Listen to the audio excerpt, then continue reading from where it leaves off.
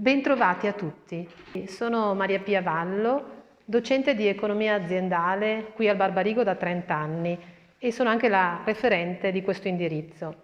Se dovessi pensare a 3 parole che sintetizzano questo indirizzo, mi verrebbe in mente la parola tecnologia, innovazione, passione e davvero penso al mondo del lavoro, apertura al mondo del lavoro. Io ho scelto e ho frequentato anch'io questo indirizzo e mi ha sempre appassionato per la contemporaneità delle materie che vengono proposte. Qui lavoriamo sulla amministrazione delle aziende, sul marketing, sull'organizzazione del personale.